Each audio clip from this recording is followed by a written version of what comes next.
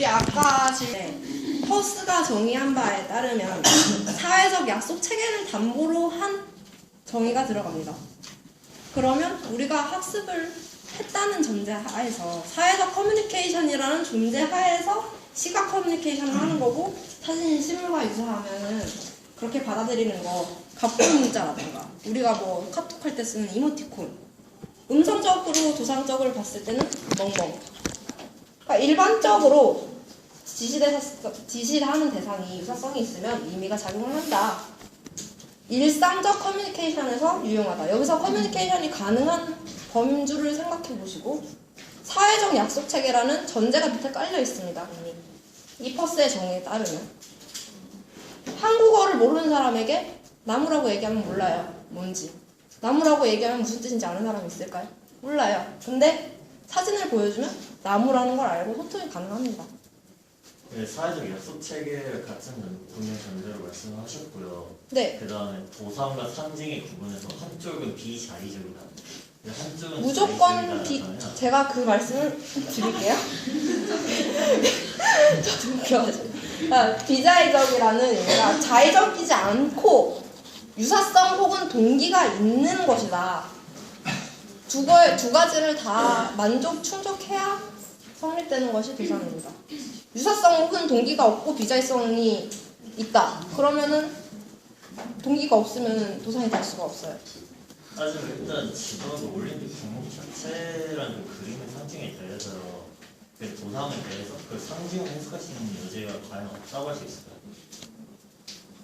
그러니까 도상 올림픽 그림을 있다고 생각할 수 있다고 지금 말씀하시는 건데, 그러니까 그 가능성이 염두에 둔다면 과연 도상이라는 정의 이 조건을 완전히 부합할 수 있다고 과연 정의할 수 있느냐? 네.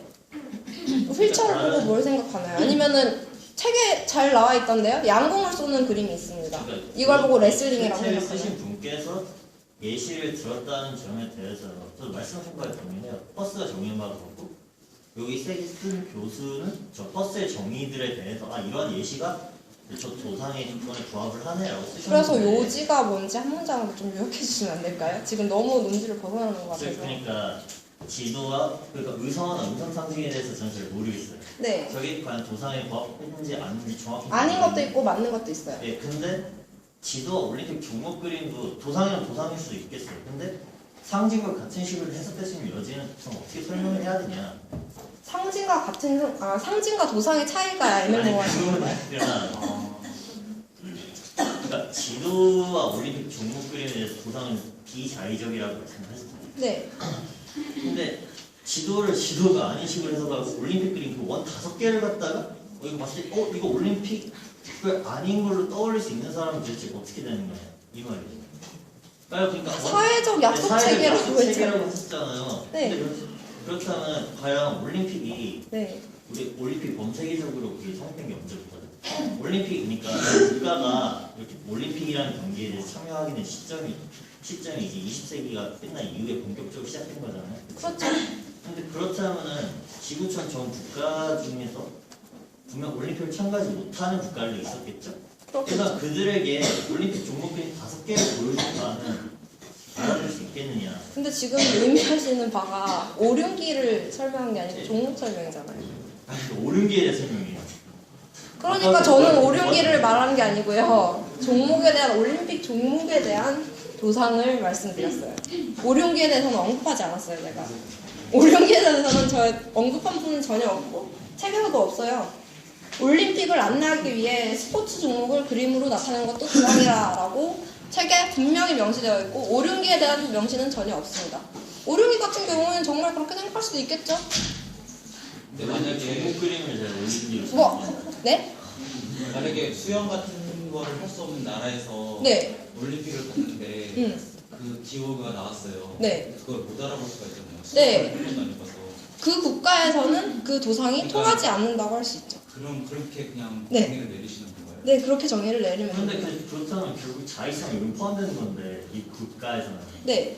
그러니까 완전 도상 어느 국가에서 어느 문화권에서 어느 언어권에서 도상으로 통하는 게 네. 반드시 다른 곳에서 보편적으로 절대 타당하게 똑같이 도상이 될 수는 없다라는 거예요. 무조건적으로 타당하지 않습니다. 아까 얘기한 것처럼 나무 같은 뭐 나무가 없는 국가도 있겠죠. 근데 나무 같은 거 다 있잖아요. 어느 국가를 가든. 결국 제가 질문 드린 게 그거예요. 도상이 절대적으로 도상일 수 있냐? 저게 자의성은 조금이라도 갖추고 있는 상황에서 비자의적이라고 질문하는 걸 정의할 수 있냐? 이 질문이죠. 무조건적으로 이분법적으로 생각할 수 없어요. 예, 그러니까 그게 아니니까 제가 질문을 드린 거죠. 그러니까 없다고 할 수. 반복적으로 언급하시는데 반복적으로 언급이 아니고 저도 쉬는 시간 동안 정리를 했어요. 다시. 그러니까 명량이 안 떨어지잖아요. 올림픽 종목 그림이든 올림기든 가장 방금 예를 들어서 수영에 대한 문제가 있다고 생각을 해요. 왜냐하면 분명 내륙이 정부인 국가도 있고 가장 호수나 강물이 없는 국가도 있겠죠. 그렇죠. 그들에게 우리 이번에 올림픽을 이렇게 열어 너희 국가도 한번 참여해볼래? 근데 수영 그림을 딱 보여줬어요. 이게 도대체 무슨 종목일까? 그들은 못 알아듣죠. 근데 저기 도상의 조건을 부합하려면 그 종목 그림을 보고서 이 사람들도 이게 수영이구나를 알아야 한다 이거죠. 그쵸. 문화권끼리 통하는 것이 있어야 성립이 가능한 것이 도상이라고 합니다. 근데 문화권끼리 안 통하는 상황에서까지 도상을 갖다가 얘기할 수 없잖아요. 그렇죠. 근데 지도가 그렇게 네, 지도에 대해서도 모르는 사회적으로 어릴 때 다들 보셔서 알겠지만 빨리 한국에 쓰는 지도 기록책이랑 세계 지도랑 조금씩 다르죠. 컬러에 대해서 언급했는데 세계 지도에서 어느 나라 지도를 가봐서 혹시 뭐 등고선이 짙어지는 갈색이거나 아니면 바다가 깊어지면 파란색이거나 정도 있어요. 근데 인지적인 차이는 제가 제가 웬만하면 안 끊고 싶은데요. 두 사람 미안합니다. 네. 근데 두 사람이 수업 끝나고 저와 같이 셋이 삼자대 저도 끝내고 싶어서 정리를 했어요. 분명히 저는 정의를 내렸어요. 사회적 약속 체계가 두 사람 있는 아니면 이상. 저하고 셋이 해결하도록 합시다. 네. 다음 넘어가죠.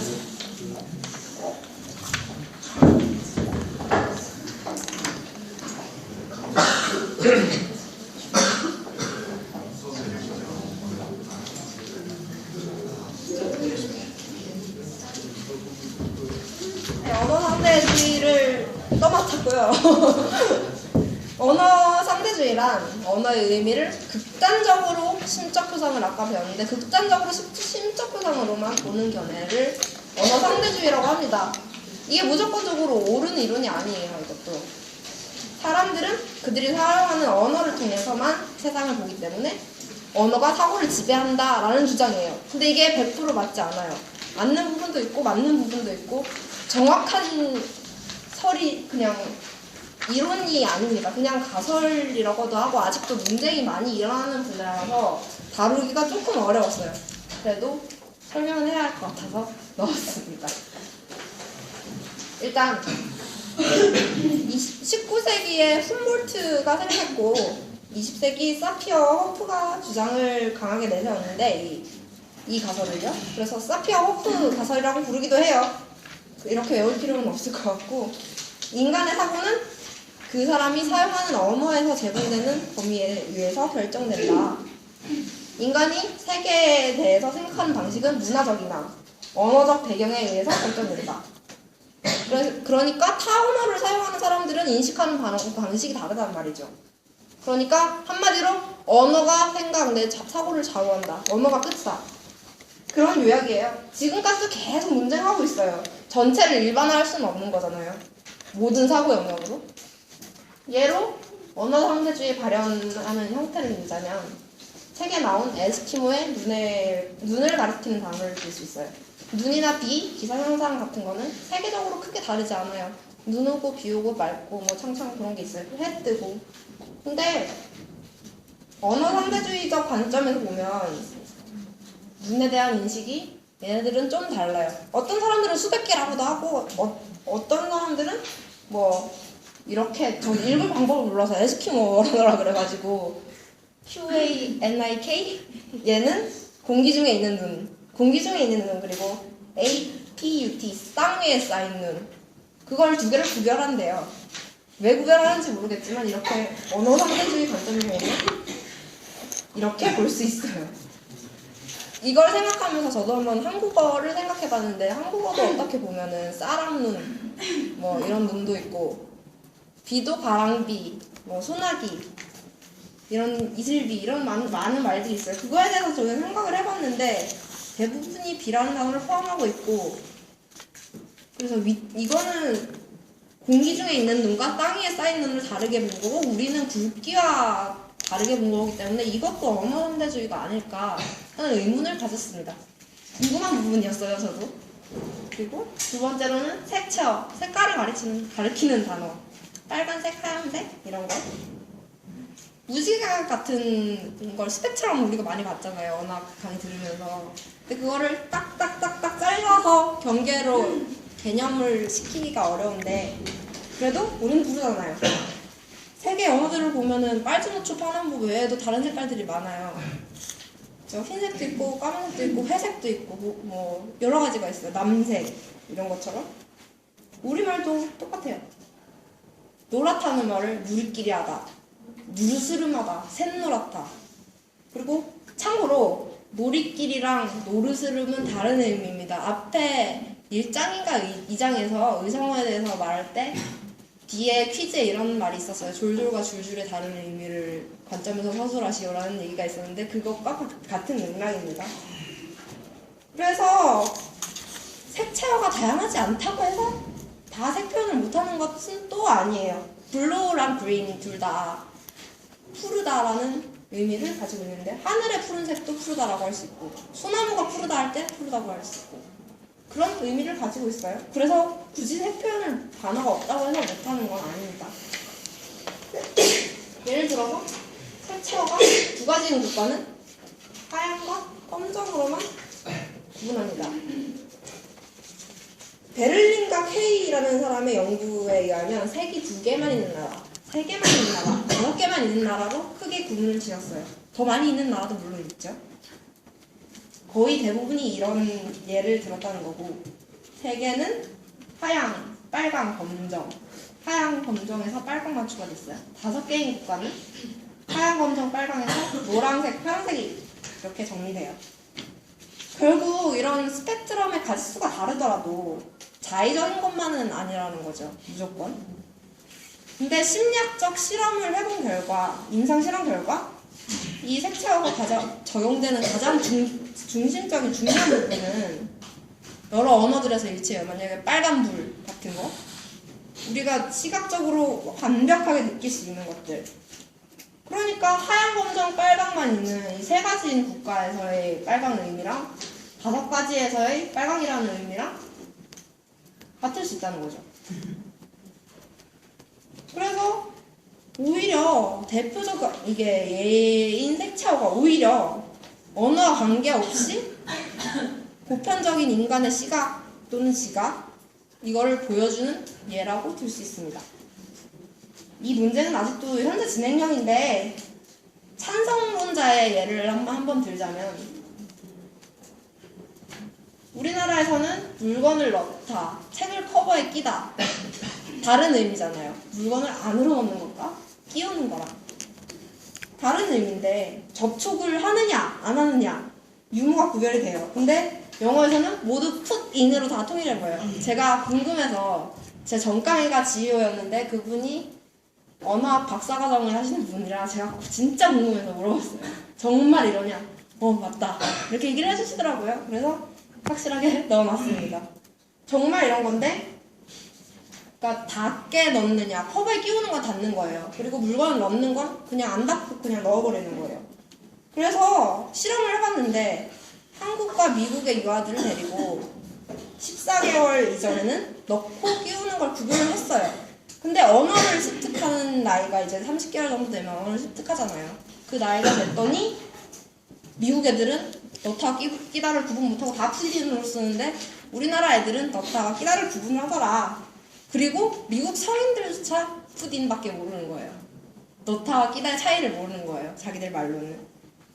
그리고 인간의 사고나 정신활동 같은 거는 다른 비언어적 사고, 뭐 음악을 한다거나 미술을 한다거나 시각적인 부분이나 청각적인 부분이나 이런 게 많으므로 언어만이 사고를 지배한다는 거는 언어적 사고로만 한정해서 이제 정의를 내릴 수 있고 그렇다면 이런 주장의 폭이 좁아질 수밖에 없어요. 언어의 개념화가 인간의 사물에 대한 인식 그리고 인지에 대해 어느 정도는 영향을 미친다고 볼 수 있는 증거가 조금은 있어요. 얘와 같이.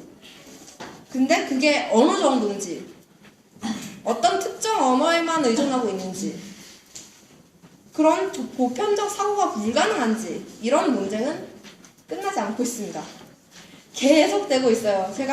제가 봐도 이거는 그냥 상대주의지만 일부적인 이론이라고 생각하고, 제 의견은 찬성론자도 반대론자도 아닌 제3자의 입장으로 보는 생각입니다. 그냥 일반화를 할 수는 없다고 생각해요. 이까지 언어 상대주의를 설명했고 질문 있으신 분이 있으신가요? 네. 아무나 먼저 하세요. 아까 누리끼리랑 네. 노르스름 그거 설명하셨잖아요. 네. 그거 둘의 차이점이 어디에서 나오는 거예요? 양심모 뭐 이런 거에서 나오는 건가요? 아, 누리끼리와 네, 그거예요. 누리끼리가 우리가 이렇게 배우잖아요. 그러니까 크기, 음성을 내는 소리에 따라서 그 졸졸과 줄줄의 차이가 양의 차이면 누리끼리 하다는 노리끼리보다 좀 더 짙게 누르다 라는 의미로 해석을 할 수 있을 거예요. 아, 그러니까 네. 누리끼리랑 노리끼리의 네. 차이점을 설명한 것은 누리끼리랑 노르스름의 차이를 설명한 게 아니라는 거예요? 아, 이게 노랑이라는 단어가 누리끼리라도 될 수 있고 노르스름도 될 수 있고 누르스름도 될 수 있고 샛노란도 될 수 있다는 거를 보여드린 거예요. 색채어도 이렇게 다양하게, 네, 에스키모가 눈을 가리키는 게 다른 것처럼. 네, 말씀해 주세요. 그 아까 나온 푸딩이란 거를 언어 상대주의의 찬성 그 일종의 근거로 드신 건가요? 어떤 거요? 푸딩이라는 네. 단어 있잖아요. 그게 네. 근거인가요? 네, 찬성론자의 실제 실험 예입니다. 임상 실험을 했어요. 유아들에게. 14개월짜리 애들을 모아서 하고 큰 애들, 그 애들이 컸을 때 다시 해봤는데 아니더라라고 결과가 나왔어요. 푸딩이란 단어에서 그 두 가지 차이가 있다 하더라도 네. 그러니까 미국에서는 차이가 없다고 보는 거잖아요. 네. 근데 그렇다고 해서 미국인들이 두 행위 중에 어떤 하나를 못하는 게 아니잖아요. 네, 행위를 못하는 건 아니지만 말로, 언어적으로 표현을 그렇게 안 한다는 거예요. 근데 그 네. 사피어거프 가설은 네. 인간의 사고가 언어에 네. 의해서 결정된다는 건데 네. 사고에는 당연히 그 뒤에 행동이 뒤따르잖아요. 그쵸? 그러면 이 사고 자체가 모자라다고 하면은 행동도 못해야 되는데 사고는 못하는데 행동은 가능한 거 아닌가요? 그렇게 되면 사고를 못하더라도 무의식적으로, 우리가 무의식이라는 거를 심리학에서 얘기하지만 무의식적으로 할 수 있는 행동이고, 얘가 닿으면서 넣는지 아니면 그냥 던져 넣는지 이거에 대한 생각을 우리가 하면서 실제로 하진 않잖아요. 무조건 사고를 한다고 해서 그렇게 논리적 사고를 하면서 행동을 하진 않아요. 항상 무의식적으로 우리가 뭐 손을 끊는다든지 이렇게 할 수 있지 않나요? 그렇게 되면 언어 상대주의 자체가 흔들리는 게 아닐까요? 네, 그래서 저도 언어 상대주의가 절대적이라고는 볼 수가 없다고 생각해요. 저도 반박하고 싶지만 계속 논쟁이 진행 중이므로, 네, 말을 아끼고 싶어서 그냥 논쟁이 진행 중입니다 까지만 하고 싶었어요. 네. 다른 질문 있으신가요? 없으신가요? 네, 그러면 여기까지 하겠습니다. 이제 마지막 파트네요. 네.